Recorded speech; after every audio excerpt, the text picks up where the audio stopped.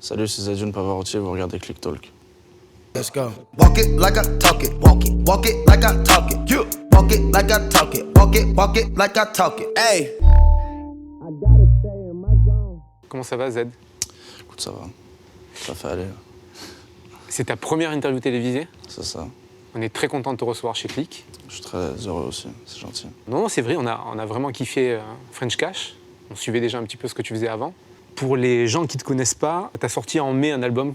Donc c'est ton deuxième projet long, on va dire. Ouais. French Cash. Ouais. Tu es actuellement en tournée jusqu'à la fin de l'année. Ouais, jusqu'à décembre. On tournait en France et en Belgique. Et pour les gens qui ne te connaîtraient pas, c'est vraisemblablement pas des gens qui regardent Click TV. Parce que chez Click, on a beaucoup passé un de tes clips qui s'appelle Velours. Ouais. Et on va regarder un petit extrait tout de suite de Velours. Ok. La princesse est tombée net si vite, yeah, yeah, yeah. Le tange, le pistolet, maudit, yeah, yeah. Puisqu'on s'abîme, faudrait rougir. Prions pour un final qui fera pas revenir. J'ai l'impression que tu te considères pas vraiment comme un rappeur, mais plus comme un chanteur-rappeur. Ça te va comme définition? Non, mais c'est vrai que j'ai déjà utilisé ce terme une fois, mais c'est... Je sais pas, aujourd'hui, je sais pas si je suis rappeur, je sais pas, j'ai pas envie de me poser la question. Je pense que je chante plus que je rappe et en même temps, je rappe en chantant, je sais pas. Je fais des chansons, quoi. Je suis auteur, interprète. Voilà. Je veux de l'amour dans les valises, de l'argent pour en donner. Tu décides pas où courir, mais je suis le monstre, je vais t'avaler. J'ai commencé par je vais mourir, je finirai bien par me réveiller. Oui, il y a beaucoup de liberté de toute façon dans Ouais. ce que tu fais musicalement, visuellement. Toi, justement, tu viens de Saint-Étienne. Les premières choses que tu as écoutées, c'était pas du tout du rap. Non. C'était plutôt du métal, si je dis pas de bêtises. Ouais. Enfin, les premiers morceaux que j'ai écoutés moi tout seul en créant mon monde un peu musical, ouais, c'était plus teinté métal, rock, ouais. Mais j'avais pas, je sais pas, dans ma famille, on n'écoutait pas énormément de musique. Enfin, c'était trop disparate, quoi. Il n'y avait pas de genre. On m'a éduqué, je pense, peut-être à être un peu curieux, quoi. C'est juste ça. J'entendais tellement de choses qu'au bout d'un moment, je me suis dit, en fait, il y a du bon un peu partout, quoi. Vraiment, tu n'aimais pas du tout ce qu'écoutait ton père à la maison. Non, il avait des goûts particuliers, ouais. Mais il avait un peu des obsessions, en fait. Il avait des moments un peu... dans la surcharge de musique trop genrée, ouais. Non. Je sais pas mal parler d'Arthur H, parce que ça va, il fait ce qu'il a à faire, tu vois.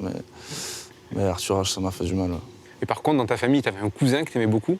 Ouais, bah c'est via lui que j'ai du coup découvert un peu le métal, machin, et je voulais lui ressembler, ouais. Parce que j'aimais pas du tout ça en plus, hein. Je trouvais ça hyper bruyant, je comprenais pas.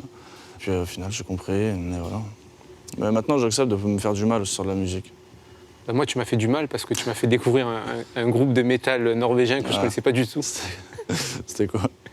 C'est un groupe où ils ont des masques sataniques, des trucs. Ouais, il y en a monstres. beaucoup, hein, en Norvège. Je crois que c'est un des premiers disques que tu as acheté, ouais. Ouais, ah oui, non, ok. Jimmy Borgir s'appelle. C'est ça, ouais. Ouais, c'est l'horreur, c'est l'enfer. Ouais, à tous les sens du Faut terme. m'en parler, ouais, c'est l'enfer. Voilà. Vous êtes toujours en contact avec le cousin qui t'a fait découvrir toute cette musique-là ou pas? Je le vois plus rarement, ouais, puis il a grandi, il fait sa vie, quoi. Je le porte dans mon cœur, en tout cas. La maison dans laquelle tu as grandi, c'était Saint-Étienne. Ouais. Je sais pas si tu sais, mais au début des années 2000, il y a deux groupes qui ont émergé Ouais. et qui ont créé une fascination sur Internet, notamment sur un site assez pointu qui s'appelle l'ABCDR du son. Ok. Et ces deux groupes, il y en a qui s'appellent SK Crew et la Ok, cinquième colonne, Ok, ouais, carrément. qui sont des groupes de Saint-Étienne. Ouais, de ouf. Ouais, Et en fait, les gens qui étaient sur les forums de rap à l'époque ont créé l'expression rap stéphanois, rap de Stéphanois. Ouais, carrément. Et c'est pour eux, le rap de Stéphanois, c'était un rap Bah, qui très parle- sombre. Ouais, et puis qui parle de synthé, en fait, de manière générale. Hein. Ouais.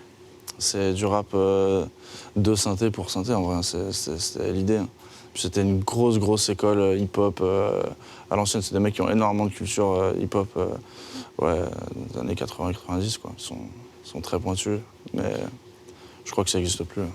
Non, ça n'existe plus, mais par contre, il y avait un truc qu'on retrouve un peu dans ta musique, même si musicalement ça ne se ressemble pas, mais il y a un côté très industriel, un peu gris, presque une musique prolétaire. Ouais, non, de manière générale, tout ce qui est sorti de Saint-Étienne, ça fait que parler de la vie du bas, quoi, de manière générale. Soit la Villiers, même Muriel Robin, ses spectacles, c'est toujours un peu sur la condition. Ah ouais, hein, c'est Elle vrai. vient de Saint-Etienne. Ouais, elle vient de Saint-Étienne, de ouf. Non, je sais pas, c'est comme ça. Je pense que ça a dû teinter suffisamment chaque personne qui en est sortie pour jamais l'effacer de la tête et puis de l'envie de s'en sortir en fait. Je pense que même moi, si un jour je pèse 500 millions, je penserais toujours à Saint-Étienne en me disant il faut que je m'en sorte, quoi. Alors que j'en serais sorti, quoi. C'était comment la vie à Saint-Étienne? C'était le néant, hein. Il ne se passait rien. C'était une boucle infinie qui se répète et qui peut t'amener à vieillir vite et à finir ta vie sans rien avoir fait, quoi. Après, les gens sont géniaux, sont très riches, quoi.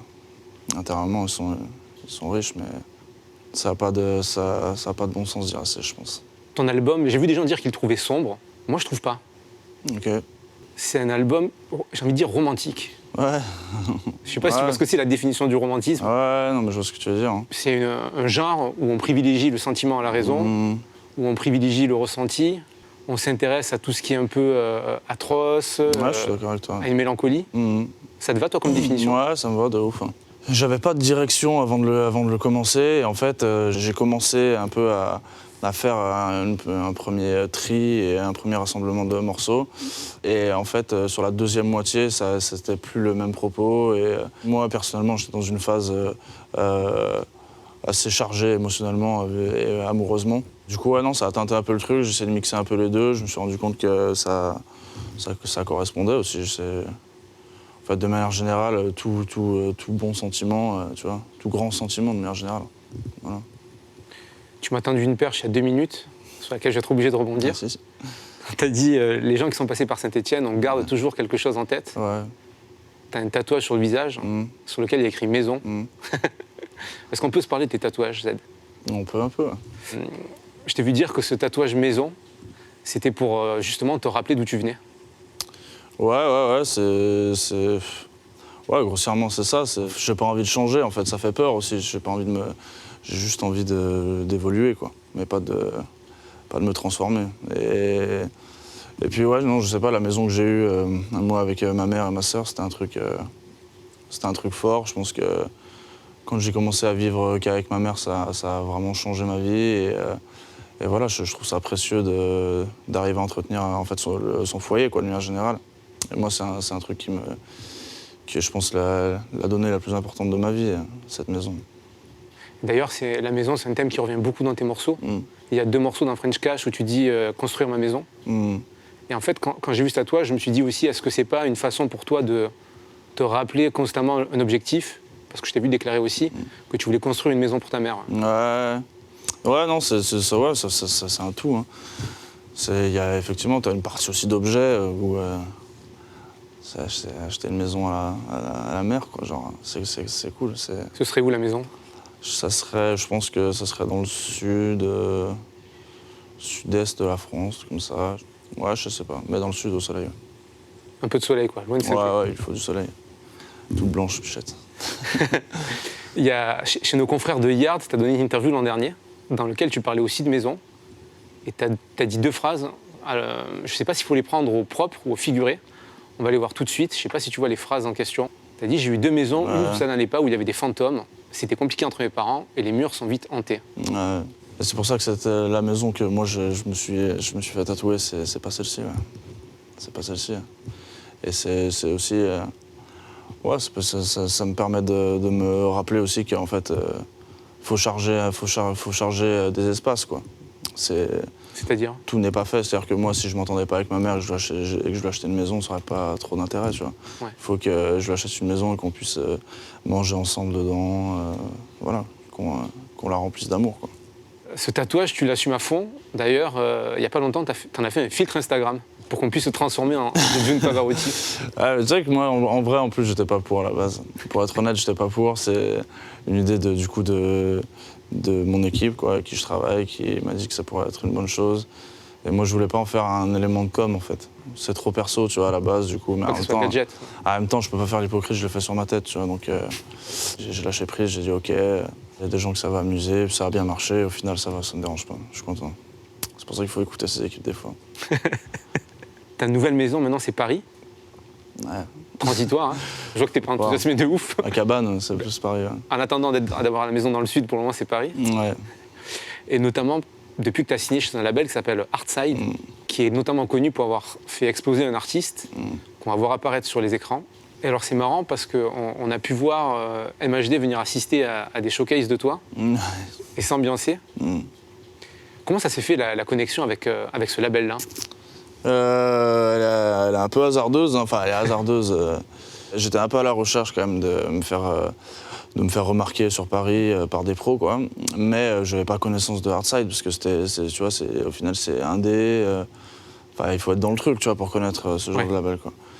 Et moi je m'apprêtais en plus à signer autre chose sur un autre label et en fait c'est un matin, je me lève, je sais pas, du coup mon manager qui s'appelle Marin, qui m'envoie un message sur Instagram me disant ouais, on aimerait bien te signer, est-ce qu'on peut s'appeler, machin. Je dis ok, du coup on s'est appelé immédiatement. Marin travaillait chez Artside. Ouais, du coup au téléphone il me dit ouais bah moi ça fait presque un an que je te suis, depuis du coup j'avais sorti un morceau qui s'appelait Lexus.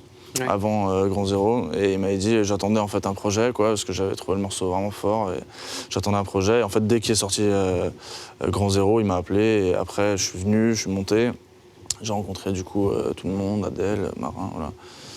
Et en fait j'ai compris que c'était ma famille, quoi. Tu t'es déjà retrouvé en studio avec MHD ou pas encore? Ouais, plein de fois. Après on n'a pas enregistré tous les deux quoi que ce soit, mais on délirait, et puis voilà. Moi, j'avais pas envie aussi, tu sais, on a souvent l'automatisme, surtout que là, enfin, je m'imposais, tu vois, pour lui, parce que lui, au final, c'était son label, son truc. C'était pas dans l'ordre des choses que je fasse un morceau forcément avec lui, tu vois. Et puis, tu sais, dans le rap, apparemment, c'est un truc qui se fait. Moi, j'avoue que je suis pas du tout dans cette considération. Je veux dire, c'est pas, tu vois, j'en sais rien. Tu prends deux groupes de rock, ils vont faire l'apéro, mais ils vont pas faire un morceau, tu vois ce que je veux dire. Donc, moi, c'était plus ça. J'avais envie d'apprendre à le connaître, et puis... Après, on en a parlé, tu vois, forcément, on en a parlé un petit peu sur... parce que du coup, il y avait des instrus qui tournaient, parce qu'on écoutait, lui, il écoutait, j'écoutais, machin, et puis des fois, on aimait bien des trucs en même temps, et puis c'était détente. Moi, Sur quoi vous vous retrouvez, justement? On pouvait en discuter avec lui, voir aussi ce qu'il écoutait. Non, il avait des inspirations vraiment hyper diverses. Et ouais, non, on se retrouvait sur plein de trucs, tu vois, sur plein de trucs dansants, en fait. Puis moi, ça m'a fasciné aussi, de découvrir la musique afro, tu vois, moi, ça a été hyper enrichissant au final. MHD a des influences très diverses, toi aussi. On a déjà parlé de métal, t'aimes aussi beaucoup le rap, tu t'es saigné à Younglin. Ouais. Et il y a un autre artiste par contre qui a pour toi apparemment une place toute particulière, c'est un artiste anglais, on va le voir apparaître sur les écrans. Tu peux me dire qui c'est, ce qu'il représente pour toi? Je pense que c'est le modèle absolu de la rockstar, quoi. C'est quoi ta définition de la rockstar? Je pense que la rockstar, c'est quelqu'un qui a pas envie d'être aimé, en fait. C'est Liam Gallagher, ancien leader du groupe Oasis, qui est maintenant en solo. T'as pas d'obligation en fait à être adoré. On peut adorer ta musique, mais toi, t'as pas d'obligation à être adoré. Moi, je suis pas du tout de cette école-là. Je fais pas d'animation, j'ai pas vocation à être sympathique, donc j'essaie de faire de la bonne musique, c'est tout. Je me battrai toute ma vie pour qu'on adore ma musique, mais moi, j'en ai rien à foutre, quoi. Je n'ai pas envie, au contraire, je pense que justement c'est un bon moyen de se protéger d'un tas de choses. Et qu'il a l'air d'être bien, il a l'air d'être en forme. Il va courir, il boit, il est bien. Tout va bien, je te rassure.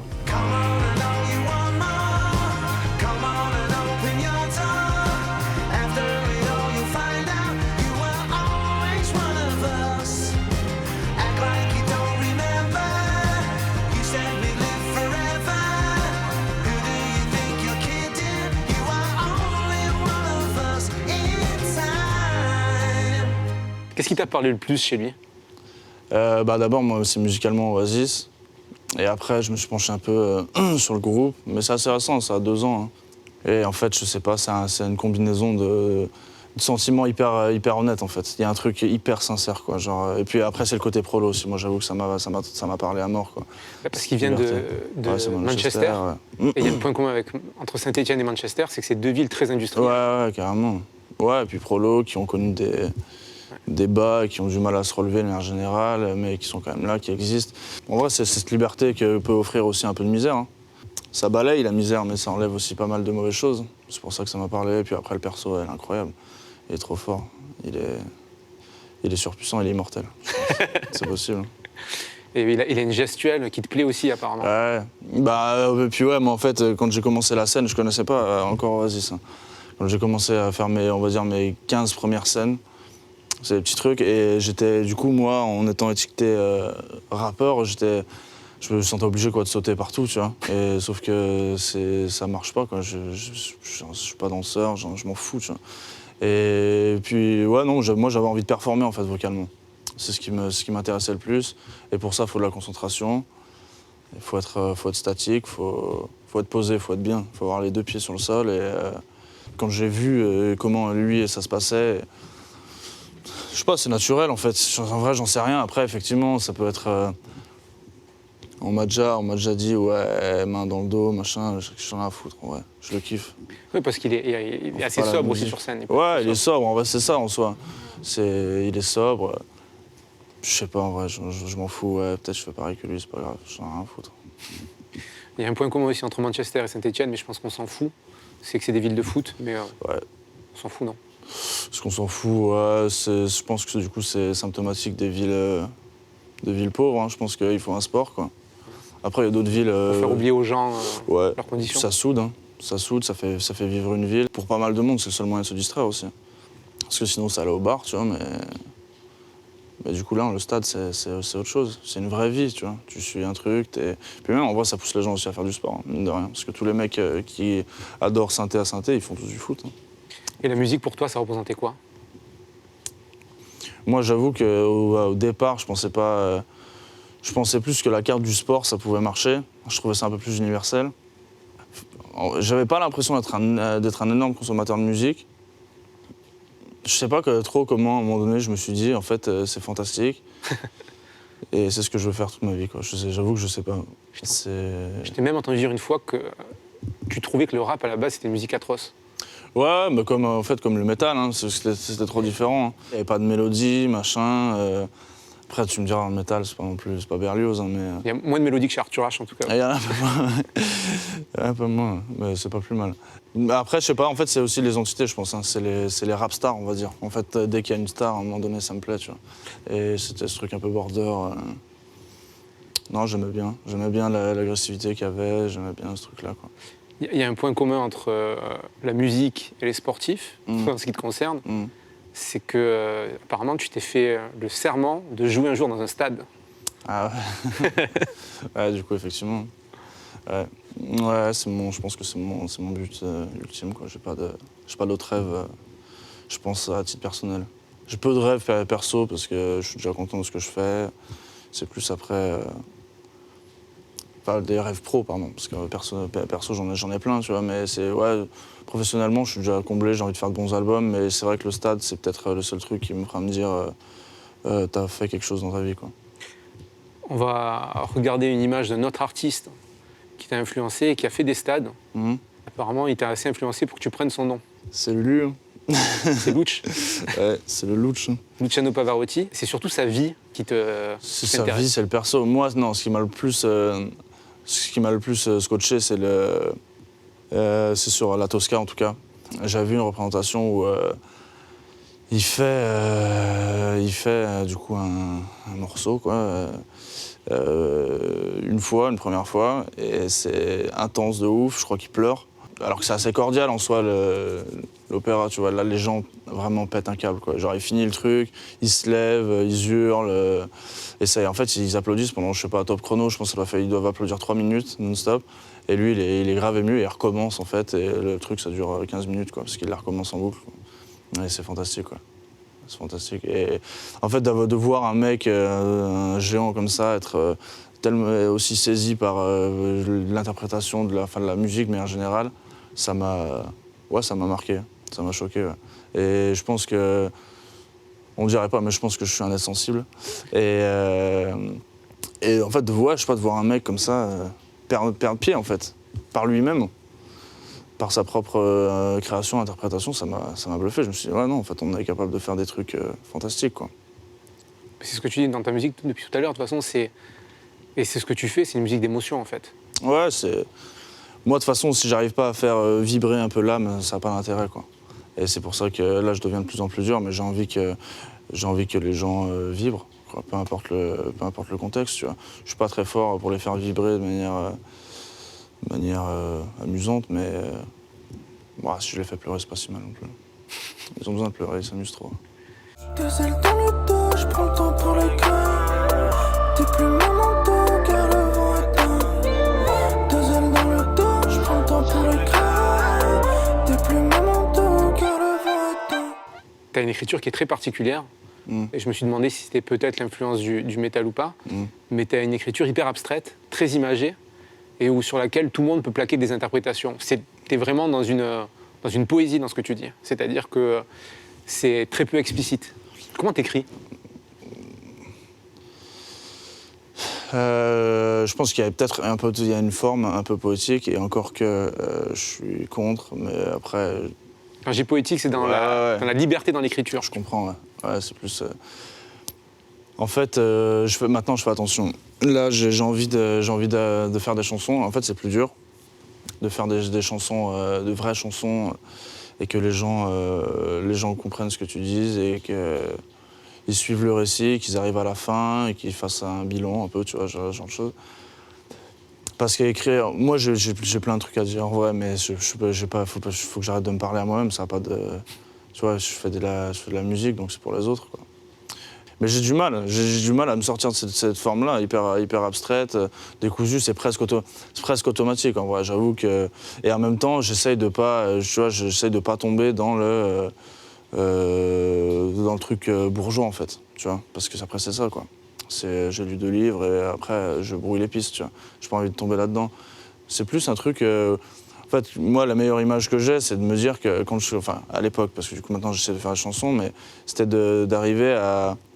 En fait, si j'avais envie de faire en sorte que mon morceau soit un désert, eh ben, il fallait que je dise cactus, serpent, sable, vent. Et en fait, je disais jamais désert, mais à la fin, tu comprends que globalement, c'est un désert. Même si tu le comprends pas, tu étais à l'intérieur, tu vois. C'était plus l'idée, quoi. C'était un truc assez théâtral, quoi, genre en mode où tu places des éléments de décor, des gens, des trucs, et puis ça crée une scène, quoi. C'était l'idée. Ouais. Mais c'était plus une projection visuelle. Ouais. D'ailleurs, tu co-réalises tes clips depuis le début. Tu es crédité sur les 2 derniers. Ouais. Tu accordes beaucoup d'intérêt à l'image. Ouais. Moi, je voulais parler d'un truc qui n'a rien à voir. C'est des images que tu regardais avant. Tu regardais beaucoup de documentaires animaliers. Et à la base, tu voulais être vétérinaire. J'ai eu un moment donné où j'ai eu envie d'être vétérinaire sérieusement, en me disant, bon, bah, je vais commencer une formation de véto, quoi. Et ouais, non, j'ai une passion pour les animaux qui est immense. Et je pense que c'est toujours... je pense que j'aime ça autant que la musique. Hein. Je pourrais... De toute façon, à terme, je pense que je prendrais position, je pense, sur... je sais pas, en ouvrant des refuges, des trucs. Mais c'est vraiment très important pour moi. C'est plus facile d'aimer les animaux que les humains. Bien sûr. Ils sont bien plus sages et puis ils ont rien demandé. C'est pas de questions. Le pire, c'est de poser des questions, en fait. Ils vivent, ils se contentent de... Je sais pas, de s'aimer, quoi. Ils essaient de s'aimer, ils se bouffent, c'est pas grave. Nous aussi, on se bouffe. Justement, tu compares souvent à un vautour. C'est une image du vautour qui revient. Ouais, parce que je sais pas, c'est une bête un peu laissée de côté, quoi. C'est dommage. C'est un animal hyper intéressant. Et puis qui, au final, est au sommet de sa chaîne. Hein. Et puis c'est magique qu'il mange que des trucs morts aussi. Ouais. Fantastique, il a tout compris. Et pas besoin d'avoir le bac, ce vautour. Il mange des trucs morts. En fait, les vautours permettent de garder l'écosystème sain, parce que s'ils ne bouffent pas les cadavres, les bactéries se répandent et on crève tous, quoi. Absolument. C'est obligatoire. C'était la minute écologique de Click. Z, tu as fait cet été un festival qui était le festival Fnac Live. C'est marrant parce qu'il y a 2 ans, apparemment, tu étais vendeur dans une enseigne culturelle. À Strasbourg. Ouais. Et on te souhaite beaucoup de réussite pour la suite de cette tournée. Toujours l'album French Cash dans les bacs. Et merci pour cette première interview. Bah, merci à vous, merci à Click. Let's go. Walk it like I talk it, walk it like I talk it. You walk it like I talk it, walk it like I talk it. Hey.